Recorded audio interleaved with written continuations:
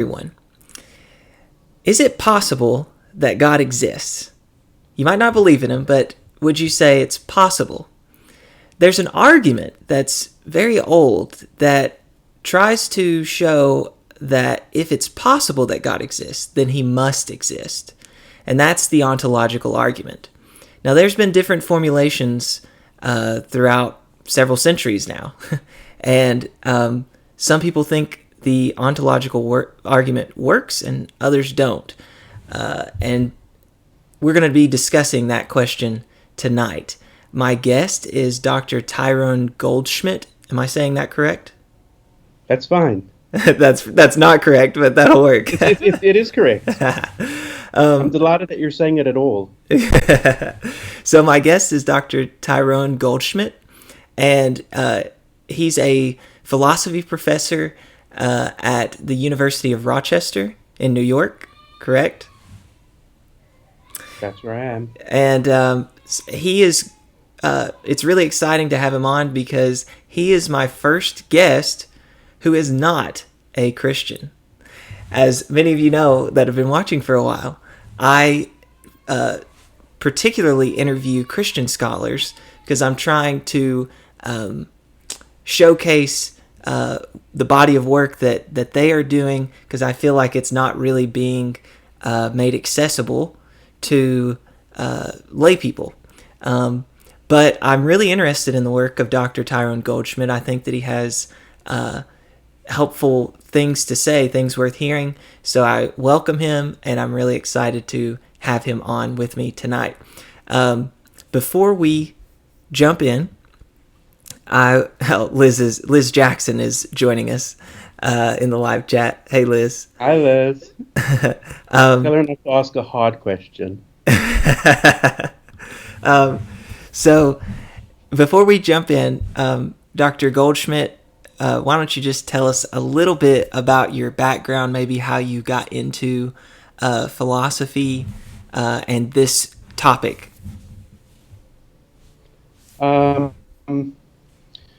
It's hard for me to remember what I ate last night for dinner. To remember why I went into philosophy, not sure what I was thinking. But I did. I started off as a math major and then switched over to philosophy and enjoyed it. And, I guess there was momentum until today. So I've been at it. And I work in different areas of philosophy, including philosophy of religion. And lately have been working on ontological arguments, which is the topic of our chat today. I'm not Christian, as you say. I am Jewish. Mm-hmm. And I think that the ontological argument and questions about God that it raises are of as much interest to Christians, Jews, and others. And I study a lot of Christian authors on the ontological argument, as well as non-Christian and atheist authors on the ontological argument. There's a very large literature, perhaps. But I don't know how many other arguments in the history of philosophy have received as much attention as the ontological argument. But there are very few Jewish philosophers who have written on the ontological argument for the existence of God. So while I'm Jewish, I think I engage more in my work on the ontological argument with Christian thought and atheists and others. Wow. Yeah, this is really intriguing. That's interesting that you say this is one of the most discussed. That's really interesting to me. So, I think so. I mean, I haven't kept a account of how often each argument is discussed. The question of God is one of the big questions of the history of philosophy, alongside the question of knowledge, what do we know, questions about morality, what should we do, and so on. I think the big question about the existence of God is perennial, and among the big proofs of the existence of God, the ontological argument, supposed proofs, I should Mm-hmm. say. The ontological argument looms large. So it is historically a big topic in the philosophy of religion. And what's fun about it is that it gets us entangled in questions beyond the philosophy of religion, all sorts of other questions, from philosophy of language to metaphysics to logic to ethics even. And even if you don't think the argument works, I don't think the argument works. I think it's a delightful and wonderful sort of gateway drug into philosophical problems more generally. Yeah. Yeah, so I wanted to say, I guess, two things to preface the discussion. And one is, you're publishing a book on this with Cambridge University Press. When will that be coming out, approximately? I'm publishing a little book on this with Cambridge University Press in a series of little books, their Elements series. And I have one copy on my desk, so you can see how little some of these are. Oh, is it already? So it's already published. Oh, no, this is someone else's book. Oh, okay. I'm advertising someone else in the same series. And if it's not useful as a book, you can use it as a fad. Mine, I think, will be a little longer than this one. I see. But it's still something that's accessible and that you could read in an afternoon at the beach or whatnot. Yeah. I don't know when exactly it will be out. I've submitted it. But these things, take some time as they go through the publisher and copy editors and so on and so forth. I hope within the next few months it would be out. Awesome. I've seen several in that series, several of those books. I think I got The Problem of Evil one by Michael Tooley. Yes. There was one on, I want to say, The Meaning of Life by Thaddeus Metz. Yes. Yeah. He's in fact a teacher of mine. I was a student of his. I'm originally from South Africa and spent some time in England, and now I'm in the US. You can hear my accent's a mess. And he was a teacher of mine, a wonderful teacher, besides being an excellent philosopher, a wonderful person, besides being an excellent teacher and an excellent philosopher in South Africa. And he has contributed to the series, and along with some other famous people, and I'm just honored to present some work on the ontological argument alongside them. Yeah, awesome. So that was one. This book's coming out, and I can't remember the second one. It may come back. I was gonna make 2 points. What I had for dinner last night. Like to say.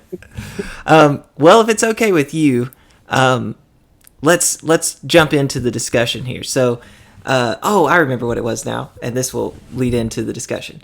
So I said 2 preliminary comments. One was you have this book coming out, and 2, you don't think the ontological argument or the different formulations of it on offer right now work, right?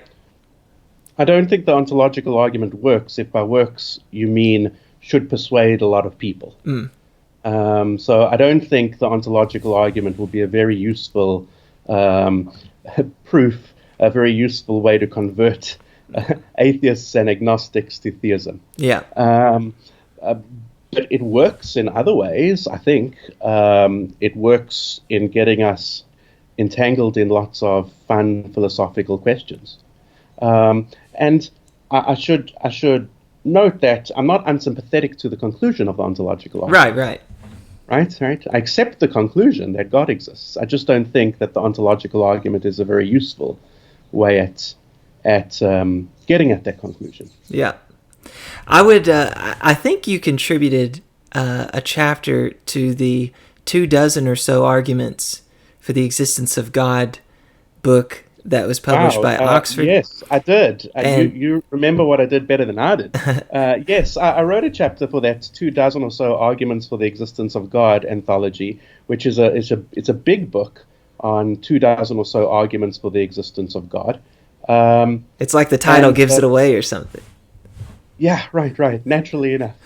And that was on a somewhat different proof of the existence of God, but one that my chapter was on a somewhat different attempted proof of the existence of God, but one that I also think doesn't quite work. So I hope I'm not getting a reputation as a terrible philosophical skeptic. I'm just going to keep bringing you onto my program to show why certain arguments don't work. I think they're thought-provoking and philosophically useful, even if they don't work. And Exactly. Yeah. I don't think this is terribly surprising. I mean, most philosophical arguments don't work. It's very rare, if ever one finds an argument for a substantive philosophical conclusion that could convince many people, at least in my opinion. Yeah, that's it. That's interesting. Well, I'll tell you what. I want to jump into So far as philosophical arguments go, though, which is a low bar, I think that some theistic arguments, some arguments for the existence of God are probative, and they're about as good as philosophical arguments get. And I think similarly, some arguments against the existence of God are about as good as philosophical arguments get, though that's a very low bar. Just, if you don't mind, before we jump into the ontological, then which arguments do you think are good ones for the existence of God, and maybe which ones do you think are good ones against the existence of God? I think that certain versions of the cosmological argument and certain versions of design argument and arguments from religious experience are pretty strong arguments for the existence of God. So it seems to me, especially the versions that are developed by Richard Swinburne. Nothing too out there or strange versions of these arguments. The famous ones, at least developed in contemporary philosophy by Richard Swinburne. And against the existence of God, I think that one has a very powerful argument, or a number of very powerful arguments against the existence of God in the problem of evil. Right? Why is there so much bad stuff? Why is there so much suffering? Of course, there are answers to this problem, just as there are objections to the attempted proofs of the existence of God. So the debate's interminable. This may be a little too far afield, but I guess I just want to ask maybe one follow-up to that. Maybe two follow-ups while we're talking about it. Sorry, I'm just noticing it's nearly finished, and just pulled it out before this. Don't know what I'm going to do. We might have to call it short. So you said something interesting. You said when I said, does the argument work? And you said, well, it depends on what you mean by if the argument works. So what do you think makes a good argument, or a successful argument? Does it have to convince a lot of people to be successful in your mind, or can it be successful even if that's not the case? Depends what you're looking for, right? If you want to persuade a lot of people, if an argument should persuade a lot of people, then go for it. But there are other uses of philosophical arguments, including theistic proofs, right? Than persuading people. They raise interesting questions. They sharpen our thinking. They're fun to think about. It's entertaining. Yeah. Okay. Well, let's jump in then to the ontological argument. We're about 13 minutes in. So you sent me a slide that laid out I guess this will be my first question, what I thought was the original version of the ontological argument put forward by Anselm. Yeah. Did it originate with him, or does this go back even further? I think that Anselm presents the first version of the ontological argument, and I guess for some of your listeners, I should say something about what an ontological argument is. Right, yeah. Even though we've been speaking around the topic for 13 minutes, I should at some point say what an ontological argument is, and it's not something that's easy to say. Right? It's not easy to define what an ontological argument is. Perhaps some people think that the best way to understand it is just to point to Anselm's example and say, anything like Anselm's argument, close enough, is an ontological argument. Any argument that descends from Anselm's argument is an ontological argument. I think one way to convey what an ontological argument is all about is by describing it as a kind of armchair proof, or attempted armchair proof of the existence of God. So some people try to prove that God exists by appealing to various features of the world. Look, there's a universe. There are natural laws. They're fine-tuned. There are these miracles. Look at all this evidence for the existence of God. How wicked of those skeptics and atheists to deny what's in front of their eyes. Okay, and similarly, certain arguments against the existence of God appeal to empirical evidence. Look at the suffering there is in the world. Look at the quantity or quality of evil. Okay. How could a good God allow that? The ontological argument, in contrast, is perfectly, it doesn't depend on empirical evidence in the same sort of way. It's sort of more like a mathematical proof or a logical proof. The idea is you could sit in your armchair, close your eyes tight, and think really hard about the concept or the idea of God or something like that, and you can follow the steps to see that such a thing must exist. Am I right in just saying, like a mathematician can sit in his armchair? He doesn't have to look at all the triangles in the world to discover certain features of triangles. He doesn't, collect geometrical shapes to learn about their nature. He thinks really hard about certain axioms and derives from those the mathematical conclusions that he wants a priori, independently of experience in a way. And ontological arguments often do appeal to philosophers of a mathematical bent. So Descartes presents a version of the ontological argument. He is a polymath who came up with Cartesian geometry. Leibniz presents a version of the ontological argument. He is a polymath who came up with the calculus. Kurtz Gödel of incompleteness fame came up with an ontological argument. So the argument appeals to thinkers of a mathematical bent. But Anselm is, I think the original, has an original, or is the fount of ontological arguments.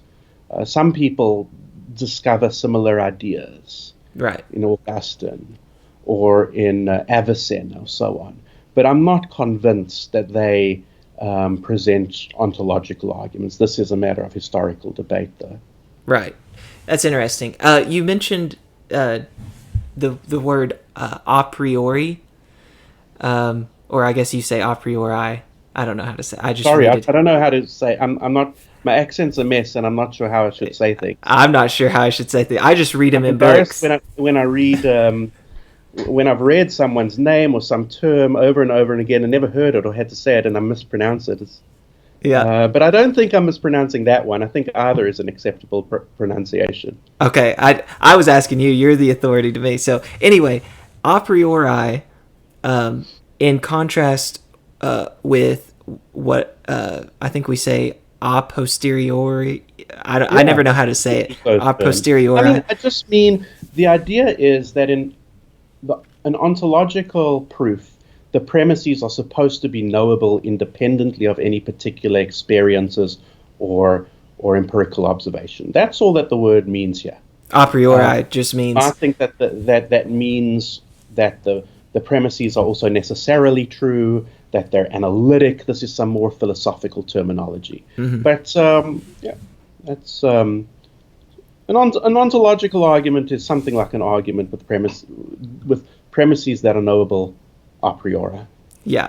So knowable before we have to look at any evidence. We don't even have to look at evidence. It's before all that.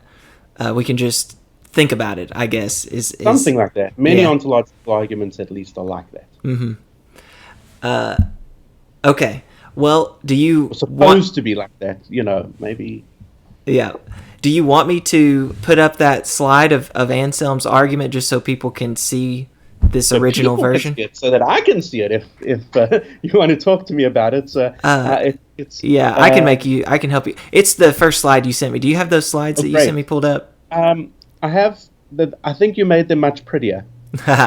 Well, I didn't have time to make more than this first one pretty. The other ones will just be what you sent. So you can put it up for the audience to see this kind of reasoning. Okay. It's a little more elaborate than some simpler ontological arguments. We might present some cartoon versions that are easier to follow as we go along. Yeah. But I think that the one on the first slide captures pretty closely the proof that's found in Anselm. Yeah. Who wrote it in the 11th century. Okay.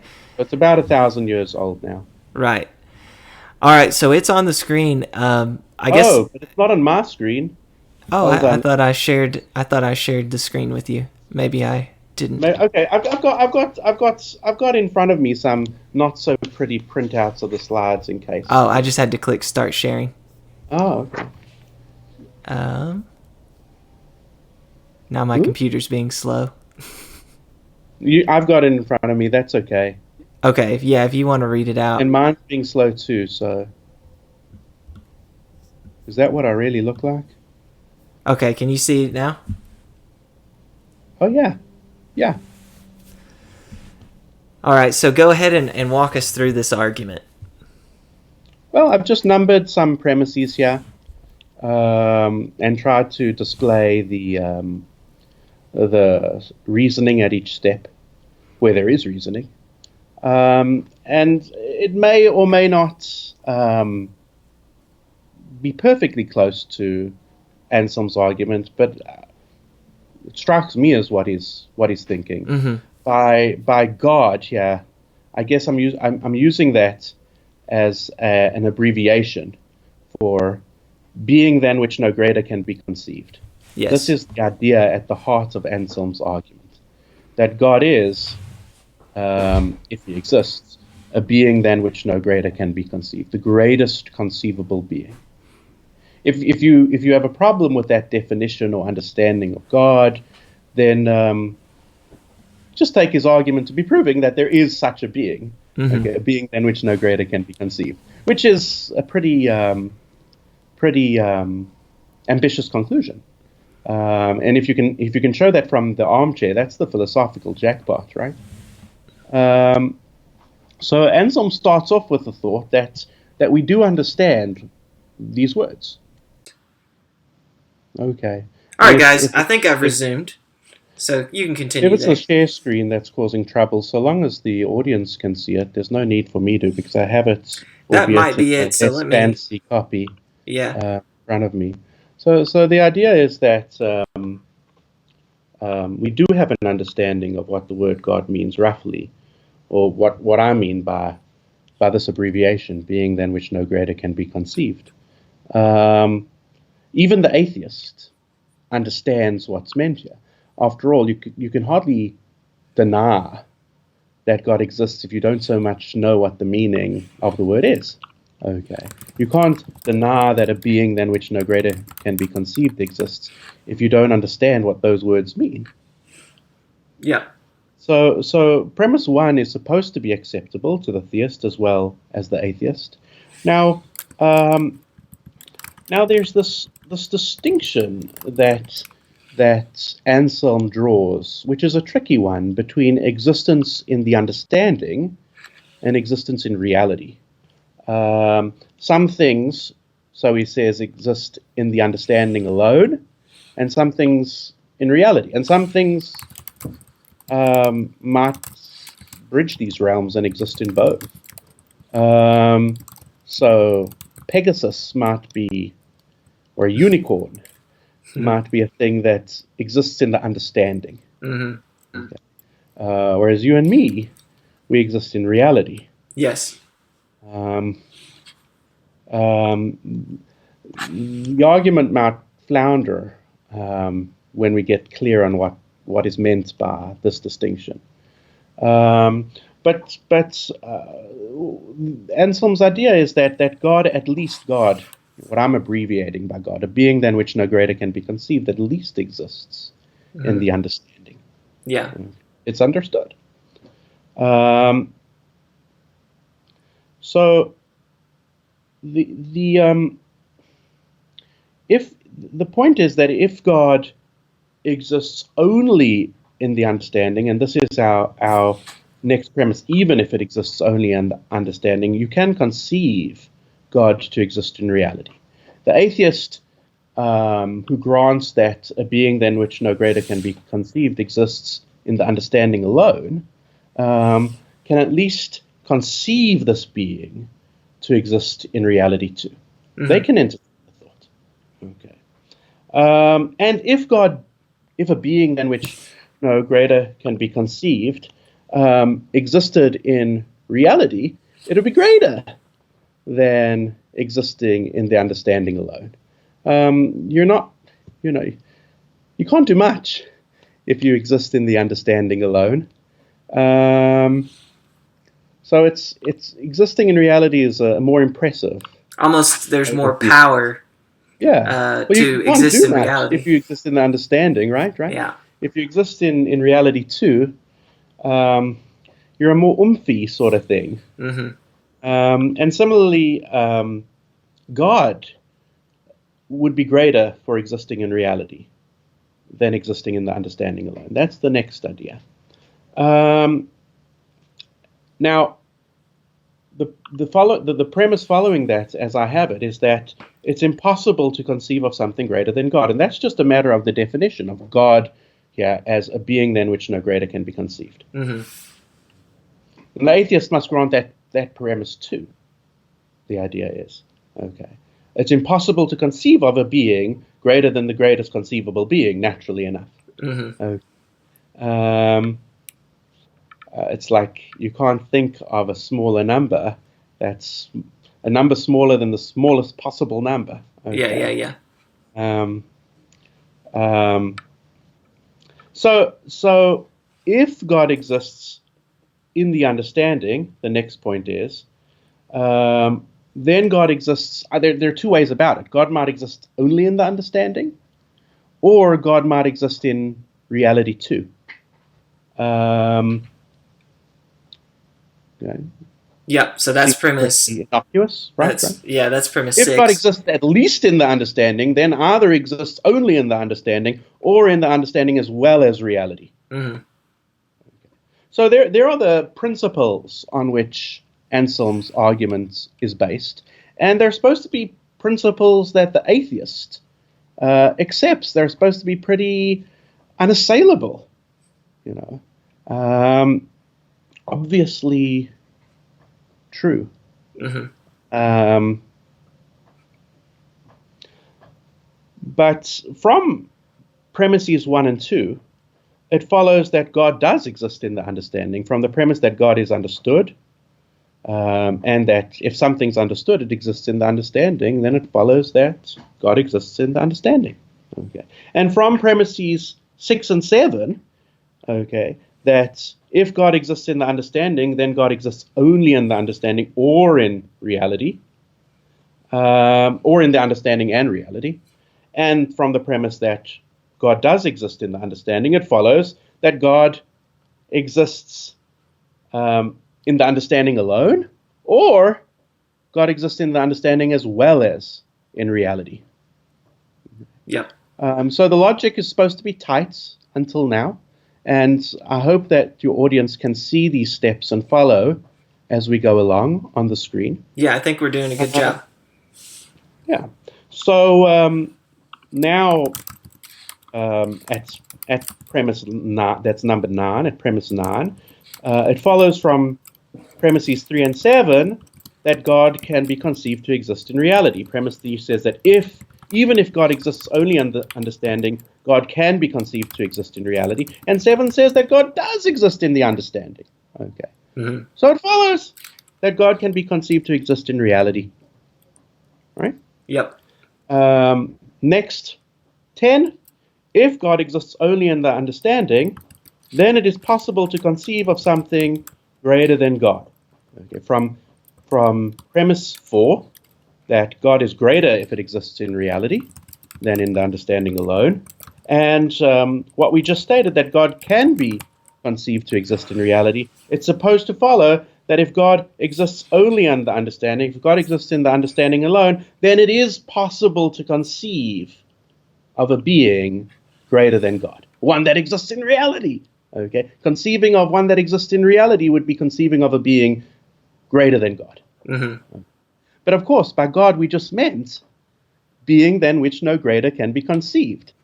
So we've really landed ourselves in a contradiction here. Okay, by assuming that God doesn't exist, we end up saying that we can conceive of a being that is greater than the greatest conceivable being, which is absurd. Mm.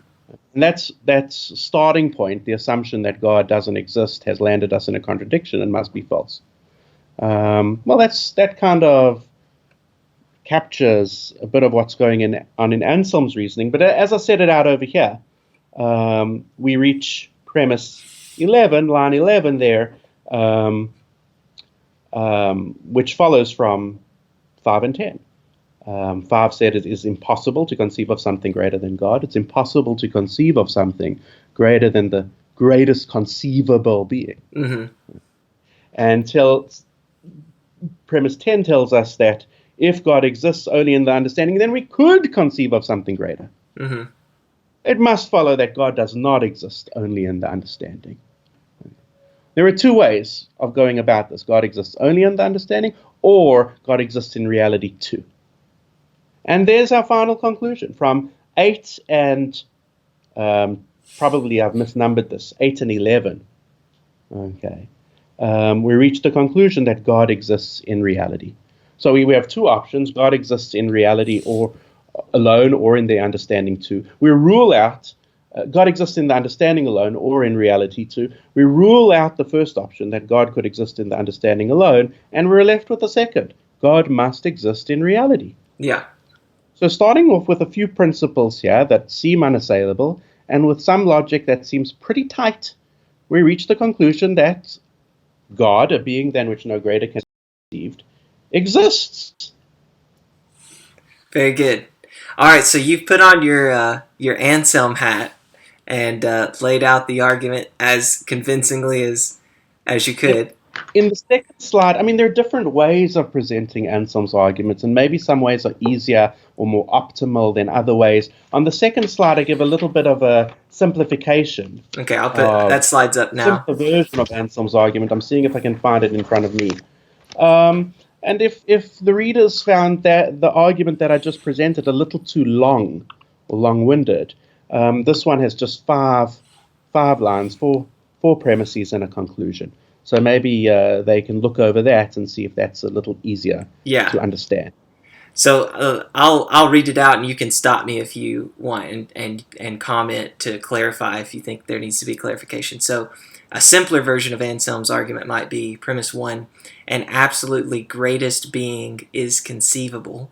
2, an absolutely greatest being that exists is absolutely greater than is an absolutely greatest being that does not exist. This gets a little tongue-tying, tongue-tying. So now you know what it feels like. But it's basically existence is a great making property over non-existence or something like that. Something like that. I'm probably botching it, but that's no. That's how many people put it. But maybe less than that. So number 3, or premise 3, therefore, if an absolutely greatest being does not exist, then it is possible for a conceivable being to be absolutely greater than an absolutely greatest being. Premise 4, it is not possible for a conceivable being to be absolutely greater than an absolutely greatest being. That's where the contradiction that you mentioned comes in. And then number 5, the conclusion, therefore, an absolutely greatest being does exist. So that's a shorter version. Yeah, maybe it's easier to follow. I took it from, I don't know if it captures the text of Anselm as closely as mine. I don't know. Mm-hmm. But it's pretty elegant and given by Earl Connie in a paper of his on the... When I looked up, I hadn't heard of him. Does he work at the same university you work at? His office is on the other side of mine. Oh, okay. Yeah, next to mine. Yes, he does. I'm curious, if he's worked on this, does he think the ontological argument works? So far as the papers I've read, he doesn't think it works. Okay, I got you. At I was least just the version curious. he criticizes in the papers I've read, he concludes that those don't work. I see. Okay. Well, now that we've laid out Anselm's argument, and like I said, you've There are different tried ways to. of laying it out, right? Longer and shorter. I saw a book recently that breaks it down into 220 premises. Wow. Which is a little eccentric, but Wow. yeah. That's that's a lot. So if this feels horrible to your audience, it could have been worse. So obviously you don't think it works. So which of those premises in there, or maybe it's just the form of the argument, I don't know what your critique would be, lay out where does this go wrong in your opinion? Well, before I maybe focus on where I think it goes wrong, which isn't really an original objection. It's not like I have. Maybe I have some original ideas in my book, but this, what I'll present now, isn't too original.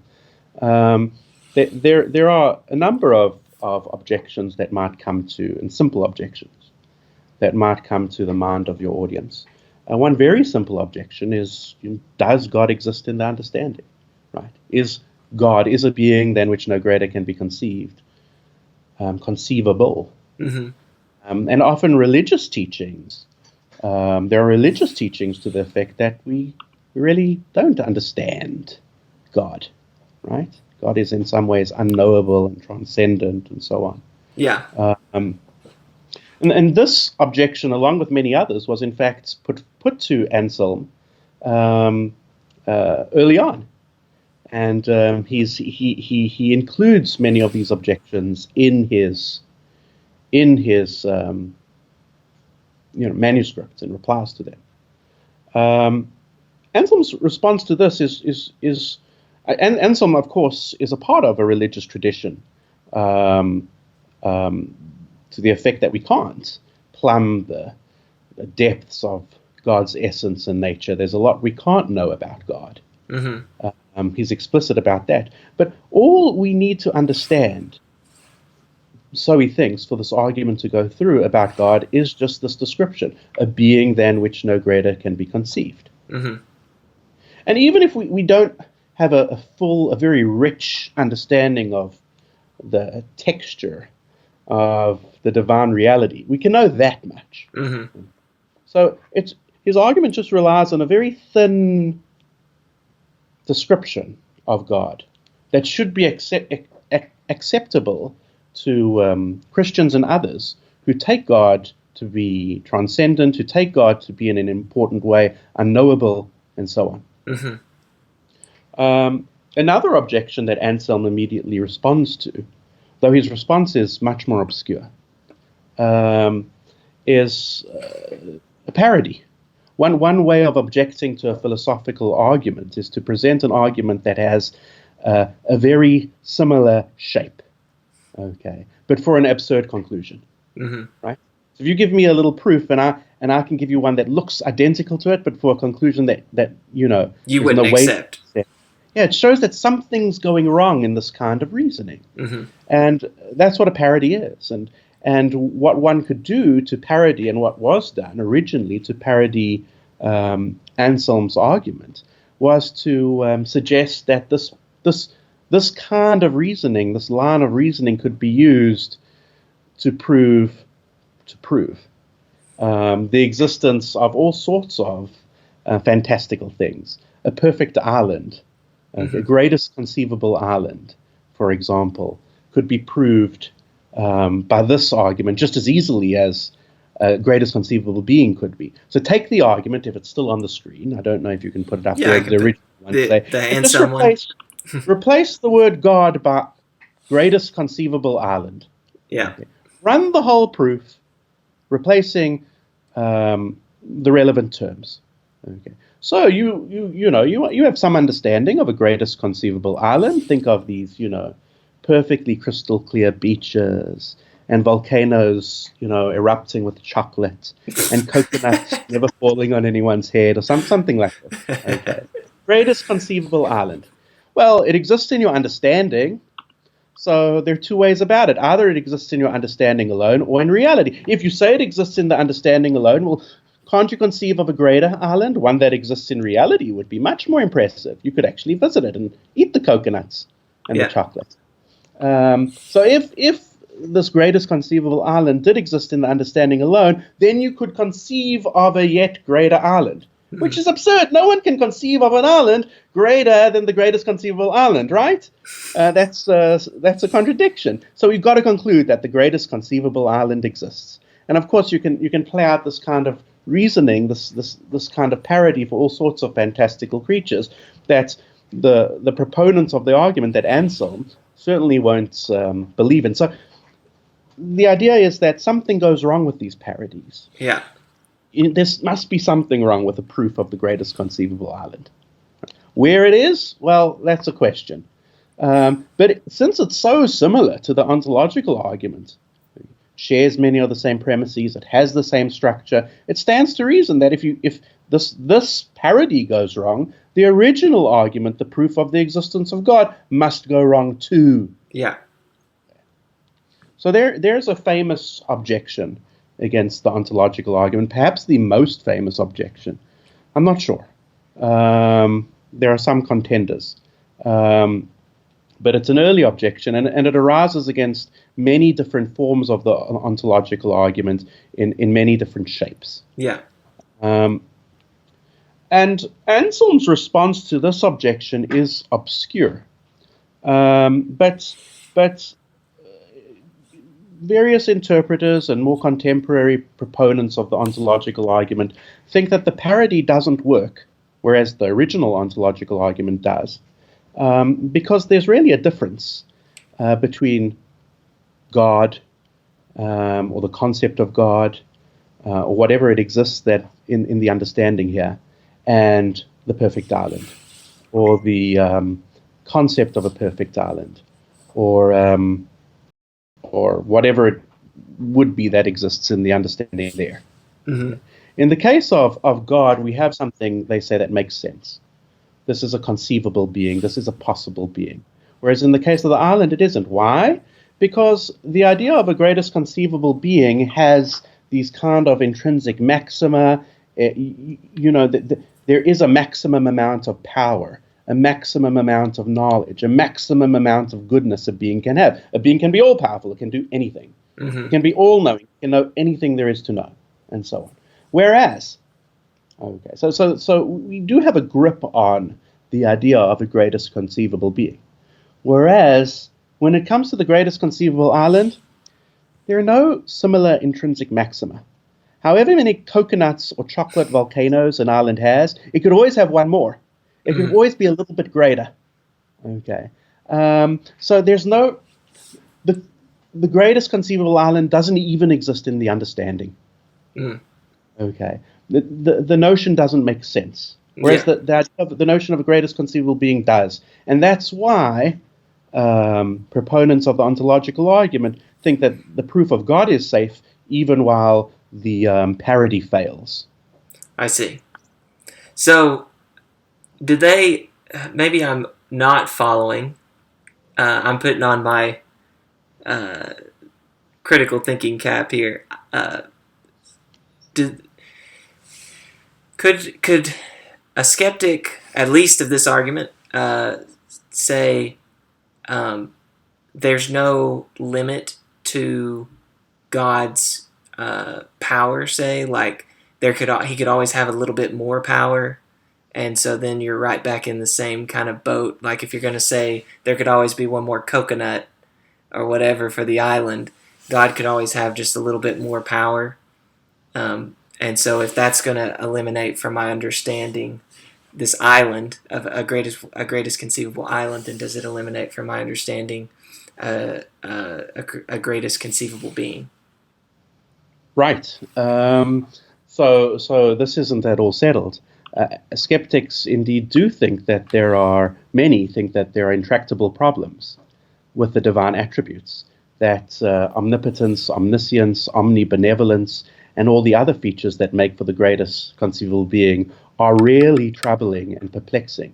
Okay, There are various philosophical paradoxes about omnipotence that are designed to show that this attribute is impossible. There are similar paradoxes about omniscience and perfect goodness. And indeed, the skeptic might press these worries against the proponents of the ontological argument and say that just as the greatest conceivable island doesn't make sense, so too the greatest conceivable being. It's in the same boat. It doesn't make sense. So is that the first sort of objection you mentioned where you said there's two? There's a parity, but also some people think God isn't in our understanding. Is that kind of objection where there isn't a greatest conceivable being? You can see the similarity at this point between where things have landed up and that first objection. Mm-hmm. Okay. Questioning the first objection is a little bit more religiously motivated, at least as I understood it. The idea is that we can't really understand what God is. The second objection is a little more skeptical. It's like we can understand that such a thing isn't possible. Because of the puzzles about omnipotence, omniscience, and so on. Now, some of these puzzles can be answered, it seems to me. But you can see the kind of knotty debate that will emerge between the religious believer on the one hand and the skeptic on the other, or the atheist on the other, about the possibility of God and the divine attributes and so on. Mm-hmm. Okay, so those are... Well, how might those proponents of the ontological respond to the kind of concern of these people that think there's somehow contradictions within the properties of God, his attributes that I mentioned, where he could always have a little bit more power? How do they respond to that? Get into the details. The devil is in the details. Sorry. We might have to get into the details. I mean, there are two ways of going about this. So what is the problem with omnipotence? Well, there are various philosophical arguments that atheists have leveled against this notion of omnipotence. He has a famous Acute paradox of the stone. I'm sure, maybe you've heard it. Maybe some of your audience have heard it. If God is omnipotent, if God can do anything, okay, then either God can create a stone too heavy for God to lift, or God cannot. If he can create the stone, well, then there's something God can't do, that is, lift the stone. Mm-hmm. And if he can't create the stone, well, there's something God can't do, that is, create the stone. Either way, there's something God can't do, so omnipotence just isn't possible. Mm-hmm. That's a cute little objection against omnipotence, and there are many philosophical replies to this objection, to this little argument. And then others, rework the argument to avoid those replies. And then there are further replies, and so the debate goes on. This gets messy. Yeah. There's maybe a more elegant way to avoid this kind of problem. And that's the second idea that I was suggesting, that Yuji Nagasawa has recently pursued in a number of publications. He has a new book titled Maximal God, defending various versions of the ontological arguments. It's a beautiful book, very elegant, for anybody in your audience who's interested in studying the ontological argument in depth. It's one of the books I'd strongly recommend, a new book, Yuji Nagasawa's Maximal God, from Oxford University Press. And Nagasawa has, I'm simplifying here, a different kind of strategy around these paradoxes. Well, why assume to begin with that God must be omnipotent, omniscient, and omnibenevolent? Maybe these are possible. Maybe omnipotence, omniscience, and omnibenevolence are possible. But we should, if they're not possible, we should hardly require of God, to have impossible attributes. Right. Let's just understand by God the greatest possible, Yeah. A being that has the greatest possible or a maximal set of attributes here. Maybe it's omnipotence, omniscience, and omnibenevolence, but maybe not. Maybe one of these paradoxes shows that omnipotence isn't possible. Okay, so just understand God as the being that has the greatest amount of power that is possible. Yeah. Okay. Well, that's one way of skirting around these objections, and you can sort of substitute into the argument this new understanding of God. Slip it in and prove that this impressive being exists. Right. That's a gross simplification of Nagasawa's strategy. But given our time limits, that's it conveys a little bit of the idea. Yeah. Okay. So that's I like that reply. I think that's worth at least mentioning. I'll mention a couple. Well, one thing here. Liz chimed in. She said, "This is worth noting that the parity argument doesn't tell us which premise to deny." She thinks. Right. What do you think about that? I agree. The parity objection shows, if it works, that something is wrong with the ontological argument. It doesn't pinpoint what's wrong with the ontological argument. Mm-hmm. Other objections try to pinpoint what's wrong with the ontological argument. Good. All right, so we've laid out Anselm's argument, mentioned some objections, initial objections, kind of maybe not the most serious, some more serious than others, but some objections, some replies. Now, the argument hasn't just remained in the form that Anselm offers. It's been developed over time. I haven't said anything about why I think that it fails. Yeah, so maybe you want to begin with. So yeah, maybe you want I to say that. Mention that,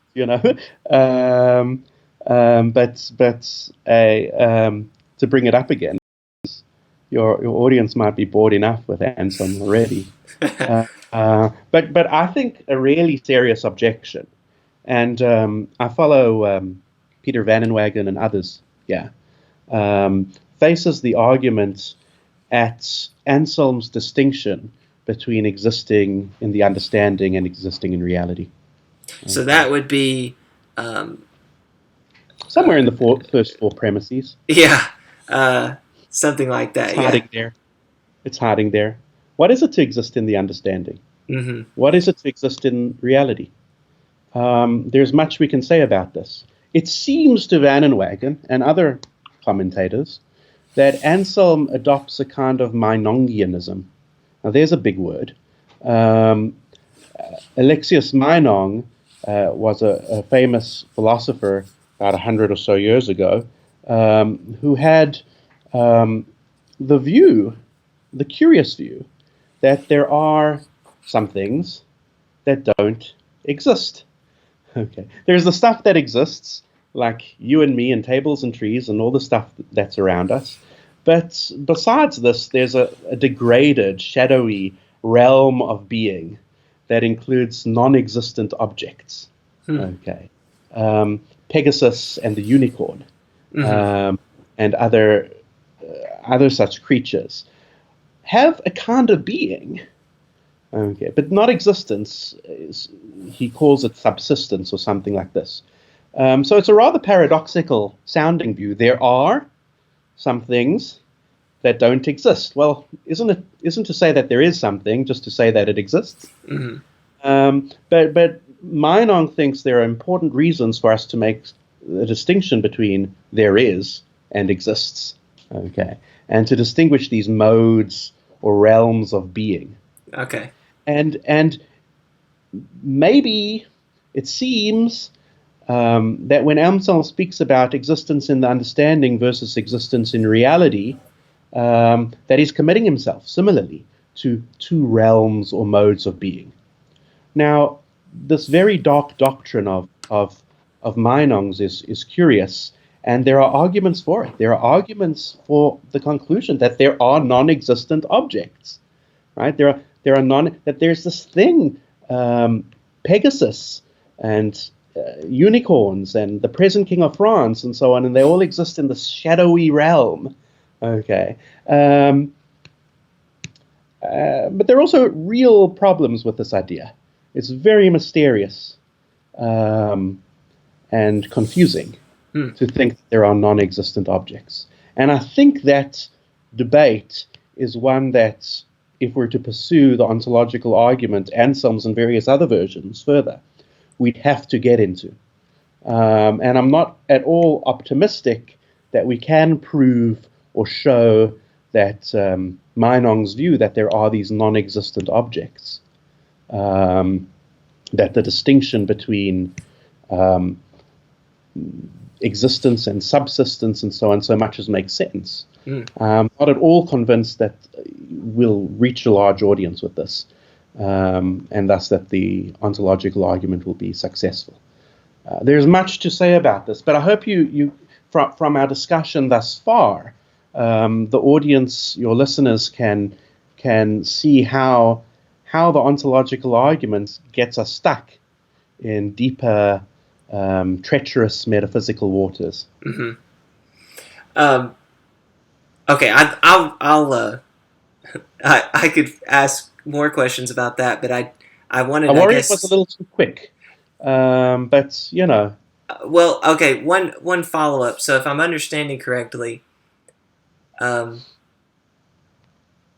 this Manongian view would say that we can. Is it enough for us to conceive of something, even if it does not, if that thing of which we're conceiving does not exist? Does that make sense? So if I conceive of a unicorn, you could conceive of things that don't exist. The unicorn doesn't exist, but Manone thinks that it has a being nonetheless. It exists in I don't want to say it exists. It lives. It is in some shadow realm. So with this almost, with this, you can see I need more philosophical training, but so do I. These are hard questions, and what we're to make of Manon's doctrine is one of the hardest. So this wouldn't be analogous to like Platonism, because on Platonism there are things which we would say exist. They're in this kind of realm that we don't have access to, so they have that similarity. But nevertheless, we would say, but they exist. But Plato thought, and Platonists thought, that there are two realms of being. Just for your listeners who aren't familiar with Plato, Plato thought he could prove that reality was really bifurcated. There was this concrete stuff that we're enmeshed in, stuff we can bump into, stuff that takes up, space, tables, trees, you and me. But there's also another realm of transcendent objects, spooky objects, like numbers or propositions or sets or properties. These aren't things you can bump into, the idea is. They live in some sort of heavenly realm. But they do, I think for most Platonists, think they exist, right? Yeah. In quite the way that you and I exist. They're abstract. They're timeless and spaceless transcendent beings. Whereas we are much heavier, spatiotemporal beings. Yeah. That's the big difference. For most Platonists, not a difference in their mode of existence, though of course you might be a kind of Platonist that thinks that these have a different mode of being. It seems like there might be interesting ways of connecting Platonistic and Manongian ideas. Well, the only reason you could be a Platonist and reject Manongianism, right? It's not like you might think that it's not the case that there are things that don't exist. Yeah, you might think that. Yeah. Well, I guess I just was thinking, could Anselm's argument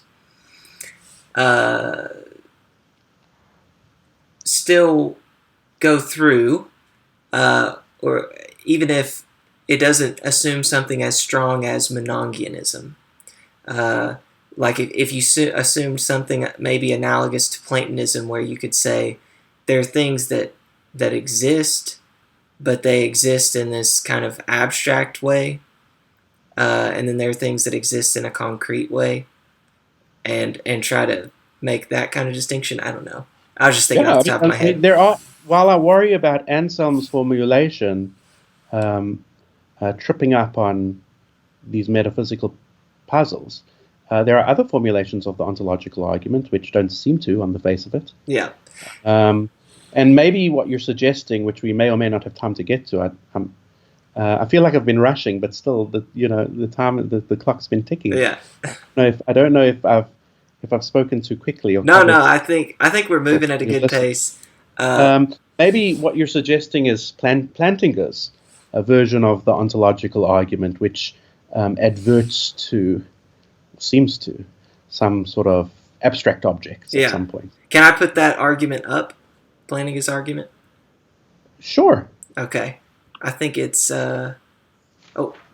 Well, yeah, wrong one. Here's Plantinga's argument. I can read through it, and like I said, just stop me, and you can. I'll try to simplify it after you read through it to get a general idea. Okay, so one. And again, this is my attempts at capturing his arguments. He does a better job. It's hard to do a better job than him. Presenting an argument. At formulating, presenting it. I don't know if his argument's persuasive. Right. I don't think he thinks it's that persuasive. But, I hope that it's close enough. Sure. Okay. So number one, there is some possible world where maximal greatness is instantiated. Premise 2. If so, then there is some world where a being has maximal excellence in every world. Premise 3. If there is some world where a being has maximal excellence in every world, then the being has maximal excellence in every world. Premise 4. If some being has maximal excellence in every world, then it is omniscient, omnipotent, and omnibenevolent in every world. 5. Therefore, some being has maximal excellence in every world, from 1 through 3. 6. Therefore, some being is omniscient, omnipotent, and omnibenevolent in every world, from 3 and 4. 7. Therefore, some being is omniscient, omnipotent, and omnibenevolent in the actual world. Yeah.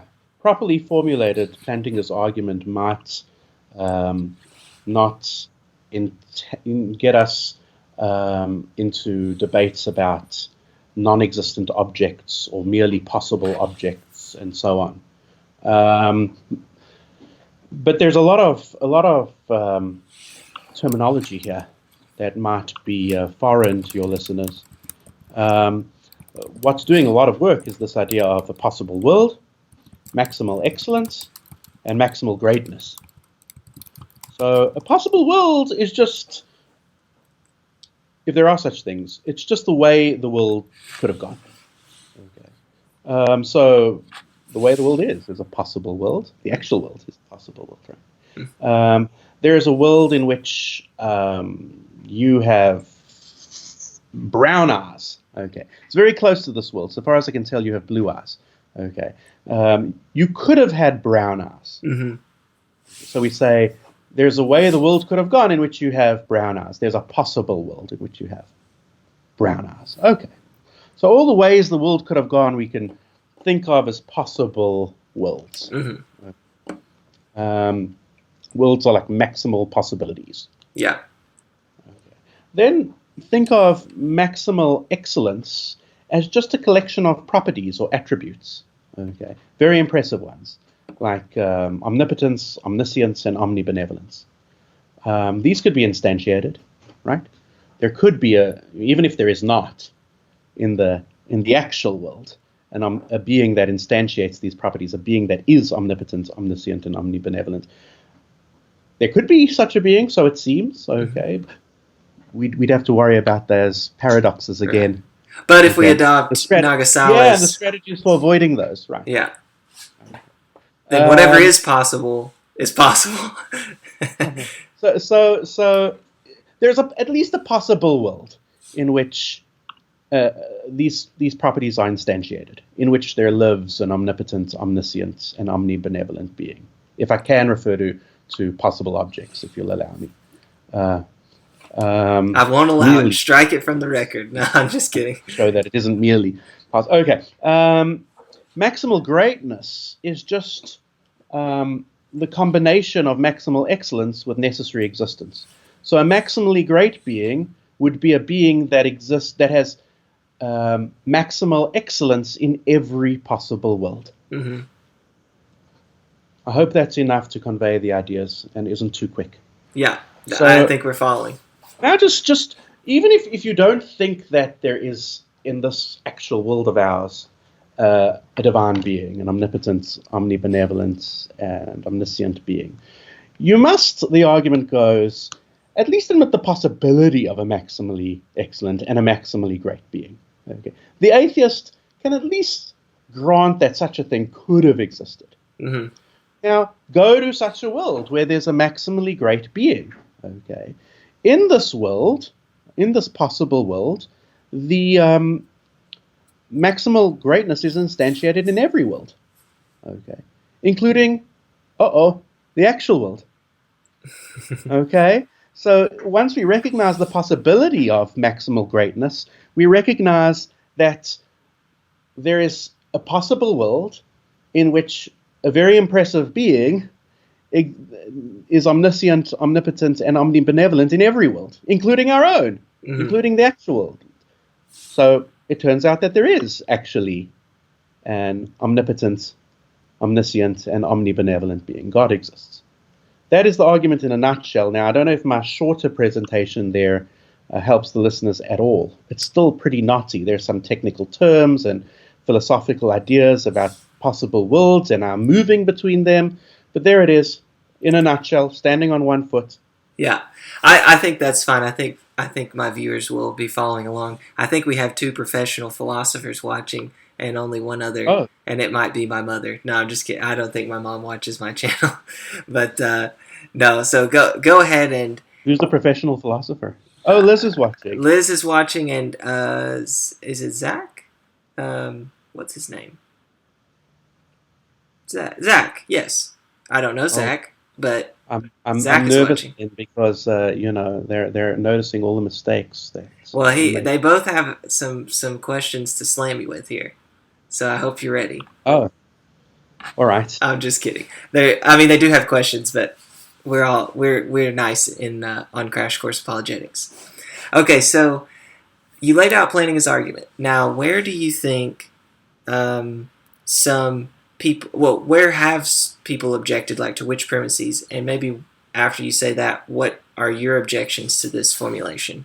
As you've already pointed out, some of the same problems that arose for Anselm's will arise for this one. And we'll have to get worried about debates about omnipotence, omniscience, and so on, and different strategies of avoiding those problems, which we mentioned, we hinted at a few minutes ago. Yes. There are other problems. The big premise at this argument is that it's possible that God exists. Okay. And in particular, that it's possible that a necessary being with the divine attributes exists. It's maximal greatness is possibly instantiated. And I'm not sure. While I certainly think that maximal greatness is possibly instantiated, I think it actually, I think there is, that God does exist. I'm not sure whether the skeptic should grant that, or would grant that. How to convince a skeptic that premise is true. It's awfully close to the conclusion. The premise that maximal greatness is instantiated, once you understand the concept that that maximal greatness, a tiny little logical step, gets us to the conclusion that there is a maximally great being, that the possibility of maximal greatness gets us to the conclusion that there's that God exists. Yeah. This premise is very close to the conclusion. Any skeptic who wonders about the existence of God, who thinks for a moment, should recognize that they're committing themselves in this premise to something that they deny, that God exists. So how to convince them that this premise is true? Well, often the argument is advertised as an argument from the possibility of God to his actuality. And I started the program by putting it that way. I asked, is it possible that God exists? And many atheists, many, not all, will think that God, or at least a God-like being, a very impressive being, is possible. Okay, there could have been an omnipotent, omniscient, and omnibenevolent being. Right? Many atheists will grant that. But notice that this ontological argument actually requires a little more than the possibility of an omnipotent, omniscient, and perfectly good being, something that many atheists, possibility they can countenance. It also requires us to add to the mix this extra ingredient of necessary existence, which immediately gets you actual existence. Okay. If something is, many philosophers think that if something is possibly necessary, then it's necessary. Now that step right there, it's that step of adding necessary existence to the mix is one that I think that skeptics should question. Now, even skeptics who think that it's possible that God exists, that it's possible that an omnipotent, omniscient, and omnibenevolent being exists, should wonder or should press whether it's possible that an omnipotent, omniscient, omnibenevolent, and necessarily existing being exists. Yeah. So what I was going to ask was, in the what little I know about the ontological argument, what seems to come up that is controversial is this thing called S5. Oh yeah. So am I right in well, you can tell me, what is S5? Does it have to do with this? If it's possibly necessary, then it's necessary. Now we're only speaking to two of your listeners. Yes, that is a principle of S5. S5 is, there are different logics that are supposed to capture how modality works, different systems that are supposed to describe the logic of modality. S5 involves this principle that if something's possibly necessary, then it's necessary. So if it's possible that there's a necessary being, then there is a necessary being. There are other ways of putting this principle, and there are ways at arriving at it. If you Google it, you'll find a very nice way of trying to prove that this principle is true, or at least to show how it follows from various other ways of stating the system of S5 by Josh Rasmussen. And his book, his book with Alex Proust, he has attempts to, his book Necessary Existence tries to show that S5 does describe the logic of modality. But there are objections even against this. There are objections against this principle. I have no idea whether, I'm just thinking about whether I can tell a little story that puts pressure on this principle that wouldn't take too long. Yeah, go for it. Because only two of your listeners would get it. Well, so the goal, I'll say this, the goal of my channel is I'm a channel that tries to take people from beginner level apologetic and philosophical kind of introductory material to intermediate. So if somebody can't follow along, this is advanced. They can go to a different channel. So that might be too advanced. But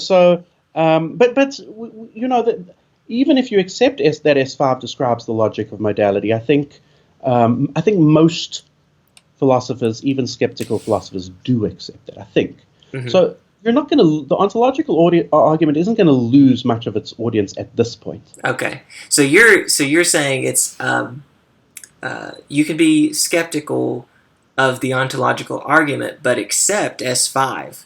Sure. Okay, so planning is And it's version. that possibility premise Mhm. that I wonder about. That why should the skeptic grant that maximal greatness is possible?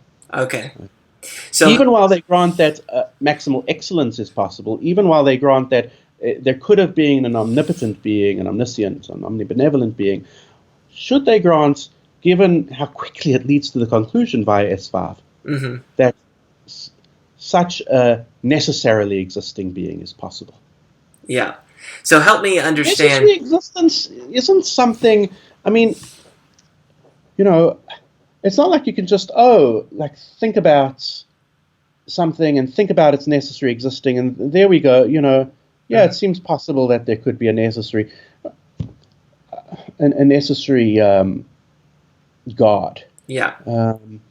What does this possibility look like, really, Yeah. as opposed to the possibility that there's a contingently existing God? So would it be the same kind of greatest island kind of thing? It's like, imagine a necessarily existent island. This island cannot fail to exist. Via S5, are we committed to saying that island exists? Is that the kind of just to help people that maybe are accepting of the conclusion of the ontological argument, to help them get a sense of what the challenge is for somebody that doesn't accept the first premise? Forget about this being a perfect or greatest conceivable island. Mm-hmm. Just imagine an island. Now imagine it necessarily existing. Maybe an island is just not the kind of thing that could necessarily exist. It's made out of physical stuff. It's going to come apart. It's just not that kind. What about a simple particle, a point particle of some sort? Yeah. Imagine this sort of particle now. Now imagine it necessarily existing. Okay. Grant the possibility of this little particle. Well, there are particles. So grant the possibility of this particle. Now imagine such a particle, a possible particle that necessarily exists.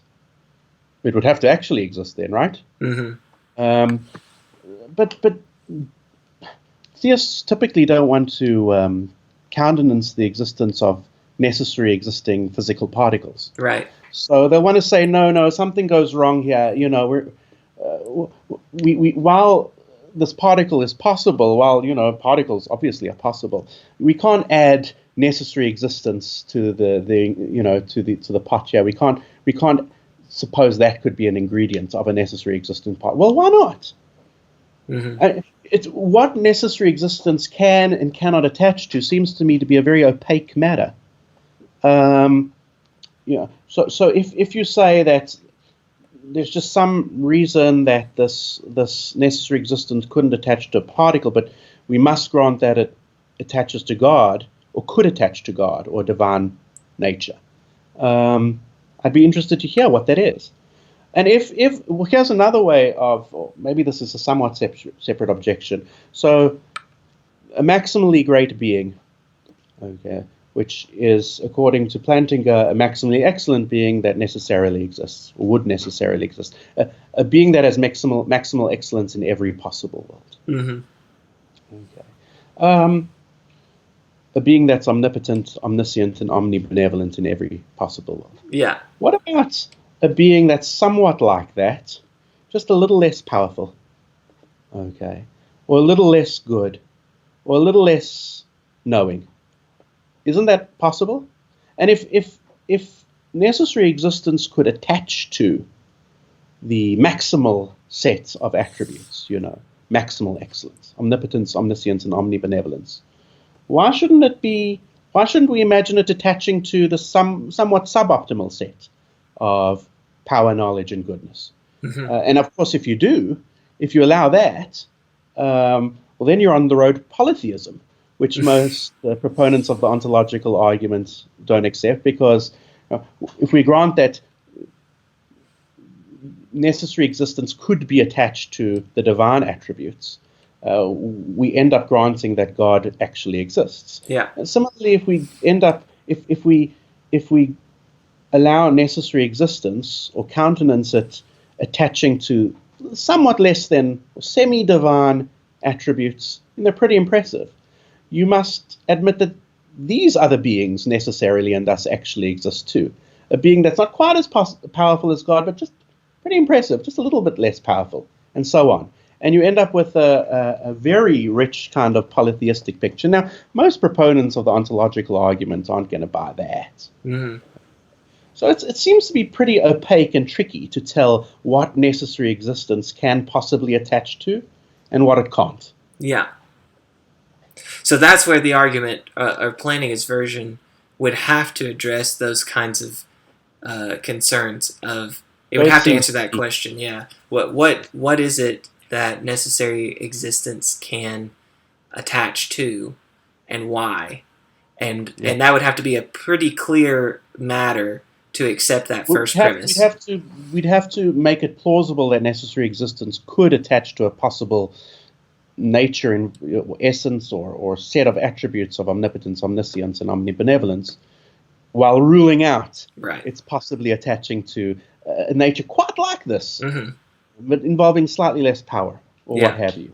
So maybe the ontological argument could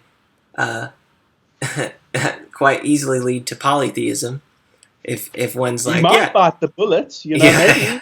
But I don't think many proponents of the ontological arguments want to bite that bullet. Right. They're typically monotheists. Yeah. Okay, so is that your particular concern about Plantinga's version, or do you have an additional kind of objection to it? It is one concern I have with it. Sure. I'm not sure that what to make of some more traditional or familiar objections. Maybe S5 doesn't describe the logic of modality. There's questions about question begging, how close is the premise to the conclusion here, and so on that I suggested. And we can spell out those objections in different ways. But I hope that despite the speed at which we've surveyed only a couple ontological arguments now, there are yet others. I think I gave you Descartes' ontological argument, which is very simple.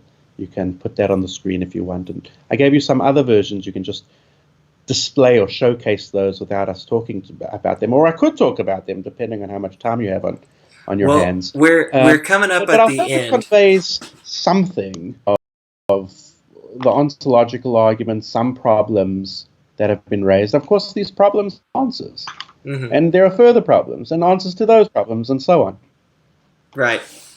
Well, I'm pleased with what we were able to do. I know that you felt it was rushed, but I think that it was at least a good kind of big picture. And like you said, you could get down into the details at each point that we mentioned. But it helps to kind of lay out some of the ideas, the concepts on the table, some of the objections, some of the responses. So I think that it was successful in that sense. I don't know if any questions and answers came through. We do have a couple of questions, and so I'll say to the viewers, if you have any more questions, go ahead and type them because we're about to wrap up. So Liz asked a question. She said, and unfortunately she can't watch anymore because she's boarding a plane back to the U.S. She was in Australia and she's coming back. So she said, do all versions of the ontological argument require Manone to be true? I don't think so. It's not clear to me whether or how Plantinga's argument that we just worked through requires Manongianism to be true, for example. So you can hold to possible worlds and not be a Manongian. Look, there might be other metaphysical baggage that his argument takes on, but so far as I can tell, it doesn't burden us with Manongianism. Okay, and then Zach asked, in order to resist ontological arguments, do atheists have to hold that essences are Kantian, that is, conditional in form? Example, it lies in the essence of God that if God exists, then fill in the blank. Did that make sense? Um, I don't know if I understand exactly what the worry is. Of course, one very famous objection against the ontological argument, actually against Descartes' argument, we didn't raise it because I think it's specifically designed against Descartes' argument, though you might reformulate it to apply to others, is Kant's objection, and you mentioned Kant. Kant has a few objections, and they're hard to understand. He's always hard to understand. I think I've heard Flanagan say, maybe in that Knowledge and Christian Belief book, that somehow the more convoluted your writing is, the more it will be celebrated in the future, or something like that. Talking about Kant. It's very hard to make out where Kant's arguments begin and end, let alone to begin assessing them, because he's not a clear writer, and he uses a lot of technical terminology. Roughly, it seems that Kant thinks that being or existence isn't a real predicate, as he puts it. That means that it's not like a property or feature of a thing, like, something's redness or roundness, something's color or shape. They're features of things. They're ways things are, attributes, properties of things. And he thinks it's wrong to treat existence like those. Yeah. Okay. And the ontological argument, at least Descartes' ontological argument, seems to treat existence as a feature or property. Just like redness and roundness and so on are features and properties of things, and a great-making property. Now, something's greater for having existence, which we suggested earlier, Ansel might assume too. Something's greater for having existence than lacking it. The cartoon version of Descartes' argument runs like this. A perfect being has all perfections. Existence is a perfection. Therefore, a perfect being has existence. That's to say, a perfect being exists. Yeah. And I think Kant's point here is that existence isn't a property. Existence isn't a feature. It's not a perfection at all. Then, okay. Is Kant right about that? What is his argument for that conclusion? Is Kant essentially just denying Manongianism? Does his argument come down to the same thing? These are questions we might raise. And of course, can we frame Descartes or any other ontological argument so as to avoid the question about whether existence is a real predicate, is a property like redness and roundness and so on? Maybe it is, maybe it isn't. Maybe the argument needn't assume that it is. Now, I don't know if the question that you raised was getting at this. You might repeat it, because I've gotten a little distracted. I'll say it one more time. So he said, in order to resist ontological arguments, do atheists have to hold that essences are Kantian, that is, conditional in form? Now, he gives an example after that, but does that first part make sense? There are other ways of resisting ontological arguments. Right? We've spoken about lots of ways of resisting ontological arguments that don't involve us in Kantian doctrines. There's the parody objection, there's the question-begging objection, there's the question about whether necessary existence, what kinds of things it can attach to, and so on. We've touched various objections, popular objections in the literature, and I don't think those objections depend on any what you call Kantian thesis about essences. Yeah. So the atheist needn't appeal to such a thesis in order to reject ontological arguments. Gotcha. All right. Well, so it seems to me. Yeah. Well, I've really enjoyed this conversation, Dr. Goldschmidt, and I'd like to have you back on. Maybe we can find an argument that you think is successful in whatever sense you want to define success.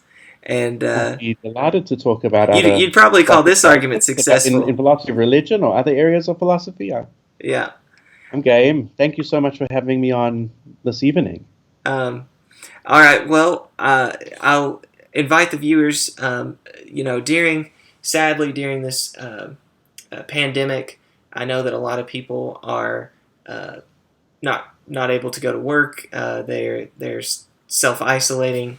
So I'm trying my best to during this time do more live streams so that I know that sporting events are canceled and for good reason, but where people are in their homes a lot more, I think it might be helpful rather than like read constantly about developments, which is good in itself, but it can maybe produce a lot of anxiety. I'm trying to ease that by doing more live streams. So please stay tuned. I know that I have an interview on the 28th talking about Eric Wielenberg's model for like his the objective morality that he holds to, how he defends that.